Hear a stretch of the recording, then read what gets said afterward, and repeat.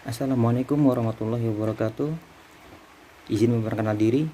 Nama saya Muhammad Husni Mubarak Kasibuan dengan nomor NPM 1911080340. Di sini saya akan membawakan sebuah materi tentang bimbingan konseling anak dan remaja. Yang pertama yaitu A. Pengertian bimbingan konseling anak.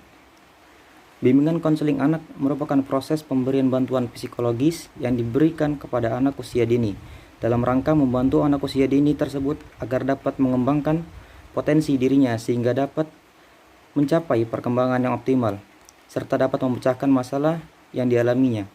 Masa anak-anak dapat disebut juga masa usia prasekolah, usia bermain, usia berkelompok, usia kreatif, usia menjelajah dan bertanya.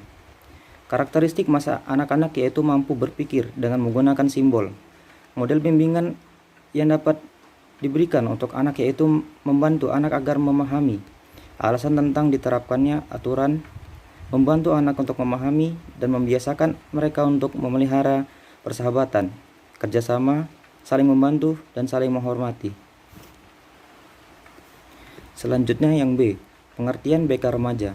Menurut Mapiere 1982, masa remaja berlangsung antara usia 12-21 tahun untuk wanita dan 13-22 tahun bagi pria. Rentang usia ini dapat dibagi menjadi dua bagian, yaitu 12-13 tahun sampai 17-18 tahun disebut sebagai remaja awal dan 17 tahun sampai 18 tahun sampai 21-22 tahun sebagai masa remaja akhir. Piaget yang mengatakan bahwa secara psikologis remaja adalah suatu usia di mana individu menjadi terintegrasi ke dalam masyarakat dewasa. Suatu usia di mana anak-anak tidak merasa bahwa dirinya berada di bawah tingkat orang yang lebih tua, melainkan merasa sama atau paling tidak sejajar. Remaja biasanya mencari pertolongan lewat teman sebayanya dan enggan untuk mencari pertolongan kepada orang tua maupun guru BK di sekolahnya. Konseling remaja sebenarnya tidak hanya untuk remaja dengan masalah kepribadian atau perilaku, namun juga diperlukan bagi remaja yang bingung atau kewalahan mengalami masa remajanya.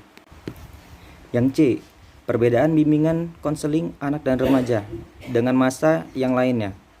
Bimbingan konseling dewasa, masa dewasa merupakan salah satu periode dalam rentang kehidupan manusia di mana individu meninggalkan masa remajanya.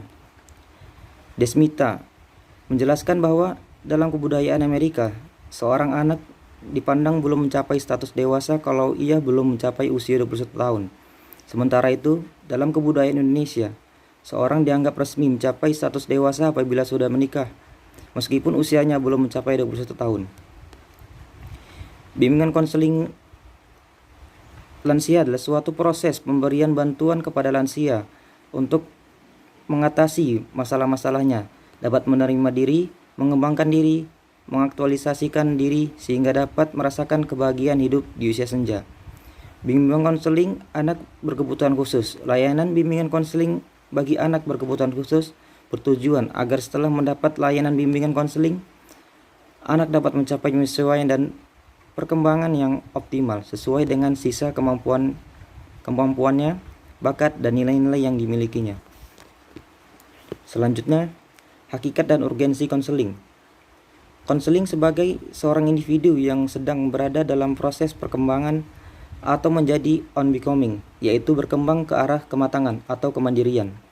Untuk mencapai kematangan tersebut, konseling memerlukan bimbingan karena mereka masih kurang memiliki pemahaman atau wawasan tentang dirinya dan lingkungannya, juga pengalaman dan menentukan arah kehidupannya. Selanjutnya yaitu E, hakikat bimbingan konseling anak. Kegiatan bimbingan dan konseling untuk anak usia dini diarahkan untuk membantu anak agar dapat bersosialisasi dengan teman-temannya di sekolah. Kegiatan bimbingan dan konseling untuk anak usia dini juga dilaksanakan sebagai upaya membantu anak-anak agar dapat mengembangkan dan mengelola aspek afeksi anak. Upaya mengembangkan afeksi anak juga dapat dilakukan guru atau pembimbing dengan cara membiasakan berbagi kasih sayang dengan teman-temannya. Selanjutnya yaitu F, latar belakang perlunya bimbingan dan konseling bagi remaja. Bimbingan dan konseling merupakan kegiatan yang bersumber pada kehidupan manusia. Latar belakang munculnya karena adanya jumlah pertanyaan yang perlu dijawab individu dan untuk perlu bantuan profesional. Menurut Aunur Rahim Fakih, bahwa latar belakang perlunya bimbingan dan konseling karena manusia memiliki unsur jasmania atau biologis dan psikologis atau mental. Manusia sebagai makhluk individu, sosial, berbudaya, dan sebagai makhluk Tuhan. G. Tujuan bimbingan dan konseling pada umumnya sama bagi anak dan remaja. Yang pertama yaitu pemahaman. Yang kedua berhubungan dengan orang lain. Yang ketiga kesadaran diri. Keempat penerimaan diri. Kelima akulturasi diri atau individual. Yang keenam pemecahan masalah. Selanjutnya pemendidikan psikologis dan memiliki keterampilan sosial. Yang H. Konsep dasar bimbingan dan konseling anak dan remaja. Pengertian bimbingan dan konseling anak dan remaja Arthur J. Jones sebagaimana dikutip oleh Helen, bimbingan sebagai pertolongan yang diberikan oleh seseorang kepada orang lain dalam membantu membuat pilihan-pilihan, penyesuaian diri, dan pemecahan masalah problem.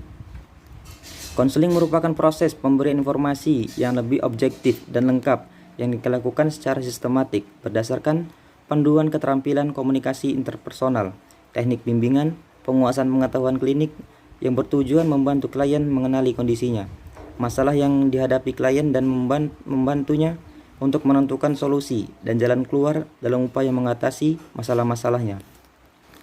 Selanjutnya yaitu tujuan bimbingan dan konseling anak dan remaja.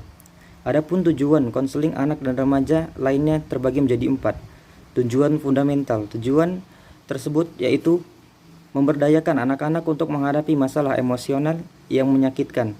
Tujuan orang tua. Selanjutnya tujuan orang tua. Tujuan ini dibuat oleh orang tua ketika mereka membawa anak mereka untuk melakukan terapi. Selanjutnya tujuan yang dirancang oleh konselor. Tujuan ini dirancang oleh konselor sebagai konsekuensi hipotesis yang dimiliki oleh konselor mengenai alasan seorang anak memiliki sikap tertentu. Selanjutnya tujuan anak-anak. Tujuan ini muncul selama masa terapi dan merupakan tujuan yang ingin dicapai oleh anak-anak meskipun biasanya tidak mampu untuk mengatakan secara verbal. Dan yang terakhir yaitu J. Fungsi bimbingan dan konseling anak dan remaja. Pertama itu fungsi preventif atau pencegahan. Fungsi pencegahan di sini merupakan fungsi pencegahan terhadap timbulnya masalah dalam fungsi sebagai para siswa agar terhindar dari berbagai masalah yang dapat menghambat perkembangannya. Yang selanjutnya itu fungsi penyaluran. Agar para siswa dapat dibimbing, dapat berkembang secara optimal, siswa perlu dibantu mendapatkan kesempatan penyaluran pribadi. Selanjutnya itu fungsi penyesuaian. Fungsi penyesuaian dalam pelayanan bimbingan adalah membantu tercapainya penyesuaian antara pribadi siswa dan sekolah. Yang keempat, fungsi perbaikan. Walaupun fungsi pencegahan, penyaluran, dan penyesuaian telah dilakukan, namun mungkin saja siswa masih menghadapi masalah tertentu. Yang kelima, fungsi pengembangan. Fungsi ini bahwa layanan bimbing konseling dapat membantu anak dan remaja dalam mengembangkan pribadinya secara terarah dan mantap. Sekian, mungkin itu saja yang dapat saya sampaikan. Saya akhiri. Wassalamualaikum warahmatullahi wabarakatuh.